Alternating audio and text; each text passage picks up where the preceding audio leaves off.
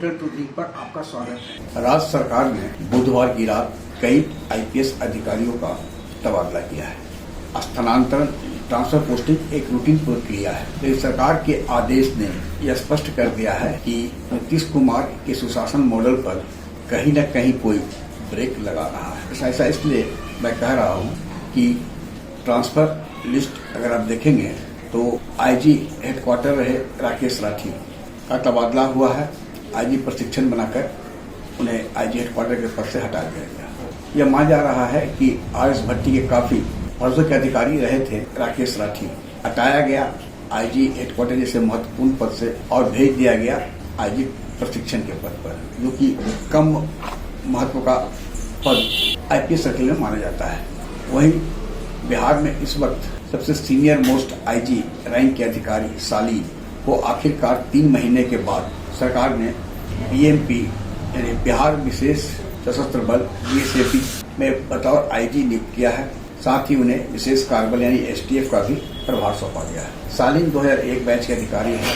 वे जहां भी और जिस पद पर रहे अपनी छाप छोड़ी। एसपी संपर्क में जब वे रहे तो अलग किस्सा है, लेकिन जब डीआईजी मगध क्षेत्र के रूप में उन्होंने योगदान किया तो महज 1.5-2 महीने का उनका कार्यकाल रहा होगा। रोड एंट्री माफिया जो जीटी रोड पर चलती थी, उसके खिलाफ उन्होंने मोर्चा खोला और पुलिस मुख्यालय के एक बड़े अधिकारी सहित दक्षिण बिहार के कई जिलों के एसपी, डीएसपी और थानेदारों के सीडी रिकॉर्ड को खंगालने का आदेश उन्होंने तत्कालीन एसएसपी मनु महाराज को दिया, जिसके बाद उन्हें यहाँ से यानी मगध से स्थानांतरित कर पटना भेज दिया गया। लेकिन कहा जाता है कि व्यक्ति का सिग्नेचर और नेचर में बदलाव नहीं होता है। पटना में भी रहते हुए उन्होंने तब आरजेडी के साथ नीतीश कुमार सरकार में थे और नवादा के बाहुबली और दबंग विधायक राजबल्लभ यादव पर एक पीड़िता ने दुष्कर्म का आरोप लगाया।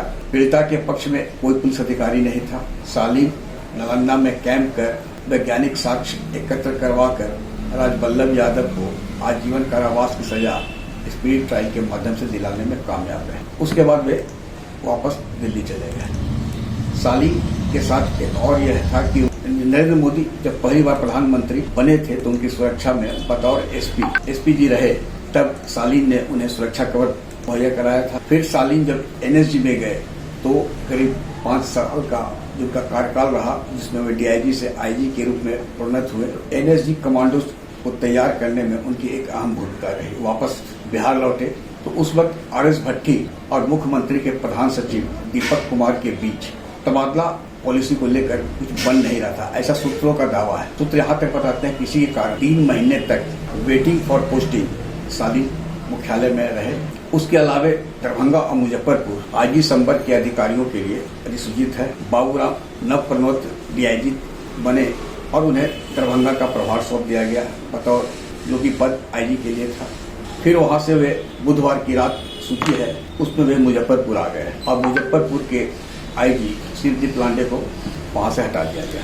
मुजफ्फरपुर आईजी के अधीन ही मुजफ्फरपुर और शिवहर जिला आता है। मुजफ्फरपुर डीजीपी आलोक राज का पैतृक जिला है और शिवहर मुख्यमंत्री के प्रधान सचिव और पूर्व मुख्य सचिव दीपक कुमार का पैतृक आवास। यानी सरकार में कानून व्यवस्था के मुखिया का जहां घर मुजफ्फरपुर में है, वहीं शिवहर से दीपक कुमार आते हैं। यह तय मानिए कि छोटी सी भी घटना यदि मुजफ्फरपुर में होती और मीडिया की सुर्खियां बनेगी तो आलोक राज जी के साथ साथ दीपक कुमार के लिए भी उसे बचाव करने में परेशानी का सामना करना पड़ेगा। यह भी तय है। बाबूराम एक अच्छे अधिकारी हैं या नहीं, ये तो जनता पर आप छोड़ दीजिए, लेकिन इतना तय है कि आईजी के लिए अधिसूचित पत्र पर वो भी अभी हाल ही में प्रोन्नत मान इसी साल प्रोन्नत हुए डीआईजी बाबूराम को कभी दरभंगा तो कभी मुजफ्फरपुर का आईजी बनाया जाना सरकार के पास चाहे जो भी तर्क हो, लेकिन जनता के नजरों में सही है या गलत यह तो जनता ही बताएगी। लेकिन इतना तय है आज भी गौरव मंगला जो छपरा से हटाए गए चुनाव आयोग के आदेश पर